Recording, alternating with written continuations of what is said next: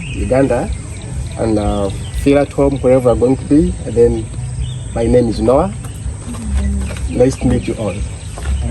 I'm going to have a short briefing about our safari. We're going to do 3-day safari to Queen Elizabeth National Park.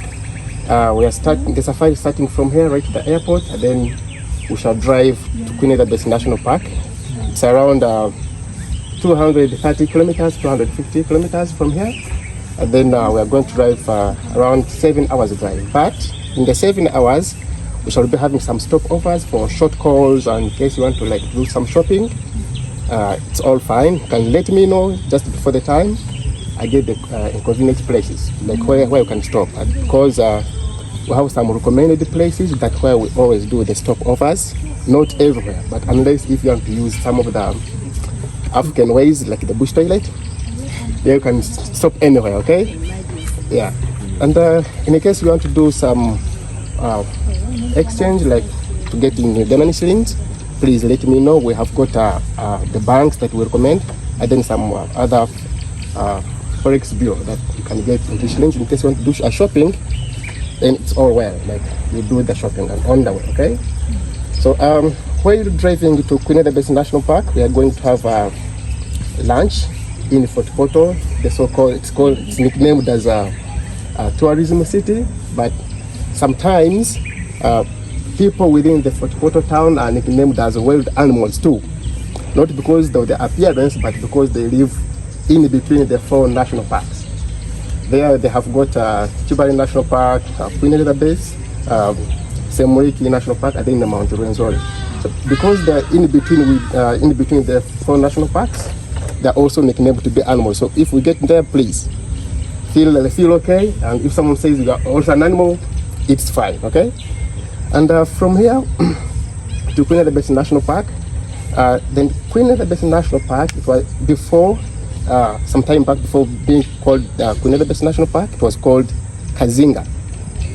But after the visit of the Queen of England to the park, so it was changed from Kazinga National Park to Queen Elizabeth National Park. It's around 1,900 square kilometers. Then I've got many attractions that you have got. You can find there lions in some of the parks, like in the Kasenyi sector. You can find tree climbing lions in the southern part of the park. That is Ishasha sector. We have some elephants, leopards, lions, antelopes, snakes, and then the whole of the mammals in the Queen Elizabeth National Park are 95, including the big ones, like the big 5. That is elephant, a lion, and then the leopard. No rhinos. No rhinos in the Queen Elizabeth National Park, but you can also see the buffalo, one of the big 5. So out of the big 5 in Uganda, I assure you at least see 4 of them just in one national park. Yeah. So and the park is have gotten over 600 identified bird species. In case you are interested in birds, then all is good. We shall go through all such a kind of experience, and then from when we reach in the Queen Elizabeth National Park today, for the first drive, we're not going to do any activity.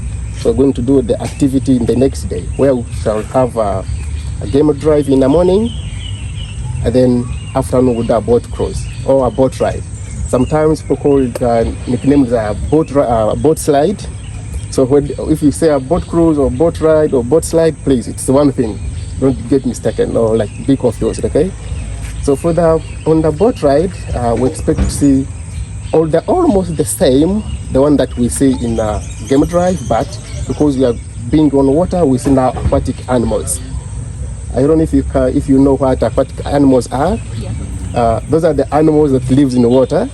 So we have some crocodiles, hippos, Nile monitor lizards. We've got some fish, though you can't see the fish just when you are on a boat, unless if you go like on the showers. So and when on a boat ride, please feel okay. All is okay. The water is safe. Only that you don't drink it. Yeah, okay. And when you're on the boat ride, we get a chance to be closer to the animals, because elephants they don't swim faster than the boat. They may come a little bit in the water, but if you try to go a little bit in deep water, then they just stay the other side. They don't run after you. And then we are safe from crocodiles. We have crocodiles in the Kazinga Channel, but because we use the engine boat, the crocodiles don't like that kind of vibration in the water, so they try to go away from the boat, and then even the hippos, so that we are assured we are all safe on the boat ride. On that, we don't do it when it's raining. In case it rains, like there we have to postpone the activity, and if we are time bad, that means we shall miss that. Okay? Yeah. So any question? A moment. Yes, please. So when you're briefing clients, Noah has just gone straight. But for when you're at the airport, you don't go into much detail. So the first thing you must, he did it well. All I want to tell you is how to break it.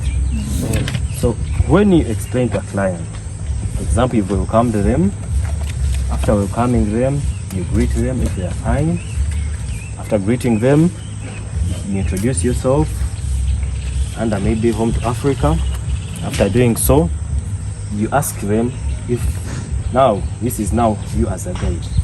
Has the company told you to give them Wi-Fi? If it is written in the itinerary that you have to give them Wi-Fi, you let them know that we are going to have Wi-Fi on board. If it is not given, you ask them to get lines. It is easy to get lines using their passports. Or there is also another way, I've forgotten how it is called. They pay, not MiFi. They have a way of paying, then they load them data. They load them data and they use their data. So they use GPS direct. They don't buy any line, but they use that. So you let them know, because they will need to still stay in touch with their people. Communication is important. So from that, you will ask them if there is anyone with any problems. For example, they have allergies, food allergies, right? Those things. So that you get to move with people that this person has a heart problem. You know, I will not hit a pothole. You know, if someone has pressure, you know, you don't. Yeah. So you get to know the people you with. You get to know their health. So you ask them about their health. How are they? Are they okay? So if everything is okay, they have gotten the lines. The next thing you'll tell them, or you're going to give them data, the next thing you tell them is exchange money. You tell them, I'm advising, if you wish to tip to use Ugandan money, you must get money from the airport. Because when you go maybe in Fort Portal or Kasese, the exchange rate will be so down. So it's always good for them to exchange money from there, you know, the airport. So once they have Ugandan money and they are good to go, then you will tell them when they are in the car. Now they are in the car. You tell them that now we are setting off to Mashon Falls National Park, or to Queen. Now we are in Queen, and we are going to take 3 hours. The distance is this and these kilometers. No, I mentioned 200 and something. It is not right. It must be 340 something there. Yeah. So we have to be sure of the kilometers so that not to mess up. Now, when you tell someone, they expect you to know. So when you tell them a wrong, for example, for kilometers, you don't say roughly. No. The hours you can say estimation, but the kilometers have to be exact. So you can go on Google Map when you're at the airport. Because right now from here, if you check, it may not be the same as when you're at the airport. But it must be in 304 something. So you make sure you know the exact kilometers. So every time you go to pick clients, make sure you first brief yourself. Pass through the itinerary, you know. So once that is done and you've told them the kilometers and the hours they're going to spend on the way, so you ask them, are we good to go? So on our way, we shall pass through Fort Portal. And maybe if you know of, now for example, if you're passing Mbarara side, people go to Queen and they use Mbarara side, you will tell them that we shall have a stopover at the equator. It may not be in the itinerary, but for you as a guide, you know the road. Maybe something they would spot on and they enjoy. Then the other thing you do before setting off, you tell them the do's and don'ts on a safari. You don't take photos of anyone that you don't know, unless I've given you permission, or you first approach me. Is it okay to take a photo of this person? For example, if you go to Lake Mburo and you take those Bararo, man, they can even hit your car. Yes, it's dangerous. Or if you go to Karamoja and you start taking photos of people, they can kill you in Chidepo. It is dangerous. For us people in Western Uganda, even you take someone who's walking and they laugh. So you will tell them, where we are going, people are so friendly. It's okay to take photos. Once you know it is okay. You know, for example, in Fort Portal, even though you take a Mtoro who's walking, they'll laugh and go. You know, you tell them here, these are do's and don'ts. Whenever you're going to this new national park, you give them the do's and don'ts. They are so important. Because if you have a safari and you're going to Rwanda, man, when you reach the Uganda Rwanda border, man, even taking a photo of if you take a photo of any army man, they will arrest you. They don't care why you're a tourist guide or why you're a tourist, they will arrest you, you know? So, then you set off. So, Noah explained. The thing I didn't hear is, you told them the location, you told them the size, and the size of Queen Elizabeth is 1,978 square kilometers. Then, when you explain to someone, for example, you're welcome to Queen Elizabeth National Park. That is number one. It is located in the western part of Uganda, particularly in Kasese district. Yes, we have the Rubirizi and those other things, but the main one is Kasese. So, what are the important things in Queen Elizabeth? That is the first question, as you're introducing to the assessor or to the client. What are the spot ons? The first one will be the two lakes, the George and the Edward, before you go to any animal. Those ones you say in the car before you reach the destination? No. Those ones you don't mention them. Now we've already left the airport. The airport, you only tell them the kilometers, their health, and what. Now you're already on your way. So, when you're now reaching, for example, you've reached the equator. No, before the equator, you're in Kasese. So now you're driving, you're about to reach Chikorongo. Now you start seeing Lake George, because Lake George is the one which is most in the park. You start spotting it. So now you start driving slowly. You tell them, so you're welcome to Queen Elizabeth National Park. And you have to notice that as you're entering Chikorongo, on one side, the park is not there, and on the other side it is there. But when you reach the equator, that's when both sides are all park. But before you reach the Chikorongo junction, one part is community and another park is another side is the park. So you will tell them about Lake George and Lake Edward. But before you go there, as you're welcoming them to Queen Elizabeth National Park, you will tell them about the history. As he said, it was first gazetted in 1952. That is so important to show them that you know when it was gazetted. And it was among the first national parks with Marshall Falls to be gazetted. So when you leave that, then you tell them, because now we'll be seeing the water body and they're asking themselves, is that a river? Is that a lake? What is it? So you tell them, that is Lake George that you're seeing on the far end. And in this national park, we have Lake George and Lake Edward. And then you tell them what joins them, the Kazinga Channel. Then from there, the last thing you can tell them is the altitude. The altitude, anyone who knows the altitude of Queen Elizabeth? It is around 1,300. 300 net. Yes, net. So the highest point, after telling them the altitude, you also tell them, now this is so important for us when you're bringing an assessor here. You show him that even others, they will not even know about the Roswell. You tell them the highest point where it is found. It is in the Kate craters. Kate craters. That's where the highest point is, and that is 1,350. That is the highest point. You see that point where they say over Queen's View? Yes. That is the highest point. Yeah. 1,300. Queen's View. Yeah. Then the lowest, The Queen's Pavilion. Queen's Pavilion, Yeah. That's around 1,350. Then the lowest is around 740, I'm not sure, but 740 there approximately, and it is at Lake Edward, the lowest. So when you're done with that, now don't go into the boat things, over we are going to do a boat, no. Because now here you've brought an assessor. Animals. There is no boat here. He doesn't care about what you're doing with Great Lakes boat or what you're doing with these local boats. He doesn't care. So we assume there is an elephant. An elephant. Okay. Big fire. Because really now we are now talking about the big Five. four. We don't have big five in Queen. The big four. So you must be well equipped with the big four. What are you going to talk about now? Now we've finished all that. So you must get one or two animals that you will talk about. And for you, you're done with the assessment.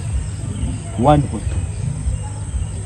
So, no. I thought that assessment you do everything here. No, you don't do everything because that time is not there.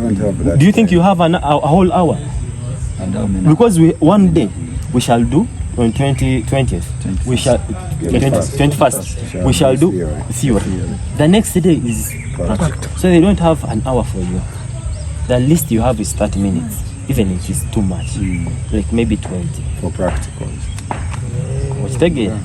So from after because now you've shown him that you know how to brief clients from the airport, you've reached Queen Elizabeth, you've shown him that you know The route to Queen and you know the background, you know the altitude, you know the size of the you know the lake and the Kazinga channel. Then maybe The do's and don'ts. to each time you can go into the Kazinga channel, the deepest point where it is. Is it necessary to talk about Chamburas? If on the way. If you know something about Chambura Gorge, you can also include it. But now the most important thing in Queen Elizabeth is the Kazinga channel and those two lakes and then the animals. So the deepest point is at the Katunguru Bridge. Deepest of the channel is that the bridge, that Katunguru Bridge. Katunguru Bridge. Yes, and I think it is 8 meters down. I see people swimming there. Yeah, so that is the deepest point. To buy your time so that you must, like, you have enough words to talk. So now this, even when you're with clients, like, you have enough words, even when you don't have so much to talk about the elephant and those animals. But by the time you really go to the elephant, the client is just happy, says this guy really is now taking just photos. Yeah? So now we are buying time. You don't just mention and then you go on the animal. You've talked for only 3 minutes and now you're on the animal. How many things do you know about the elephant that you're going to talk about the next 10 minutes? 10 minutes. So, Noah. So I think you guys have gotten that. So Noah, please. You're now taking us to, you're still in Queen Elizabeth. Now we go to the elephant. Yeah? I don't know which animal you feel is better for you. You go on it. Or the lion, or the elephant, anything. I think maybe before Noah proceeds, there is a very common question that is being asked by clients. You mentioned about the big four, the big five. And most of them, you know, these clients come when they have Googled about everything. I know. So they get their own information and they want to hear your own feel about it. So they ask, why are they called the big four? Why are they called the big four? That's a very Why are they called the big important four? question. Or the big five? They are called the big five or the big four. First, because they are not easily attacked. And they can survive. The second one will survive in the most hard situation for them they can survive. They can depend on themselves. And the rest, because then they are also resistant animals. You know. So that's what makes them big. Not just because they are big. Now a hippo is not there. Yeah. And the leopards also. First thing, they are so aggressive. That is the first. They are so aggressive. They can depend on themselves. They are resistant To weather pests and diseases. they are so strong when it comes to that. Not so. So those are the most important things that you can say to really ask people. I have two questions. There are some, I was on a trip one time with my guide. There are some Indian clients who asked us, like the Indian clients, and they asked us, there are incidents of insecurities. Are there incidents of insecurities and poaching in Sasha? Well, How do you answer such? first thing, when a client asks you and the person is, even though he's not in Uganda, even when you've just had maybe an attack in Kampala, you as a guide, you make sure the client is so comfortable, so like there's nothing It's safe, yeah. insecure in Uganda. Even if it is tonight, you say it is very safe. For example, the incidents of Queen Elizabeth, they always ask when they enter Queen Elizabeth. That one for Even gorilla nowadays. or wilderness.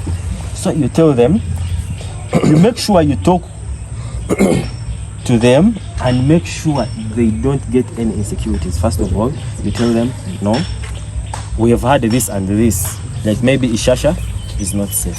They'll tell you about the poaching, as you've said. You'll say, yes, there was poaching. Other government and other organization, like the WW, is it F? WW? Not you. Is that Worldwide Fund? WWF.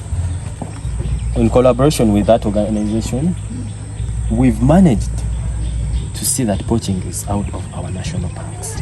You know, someone will not feel good moving and knowing that there is poaching in the national park. So you tell them that we've done our best and we want to see that those activities stop. Then a part of security, you tell them that the other incidents, if they ask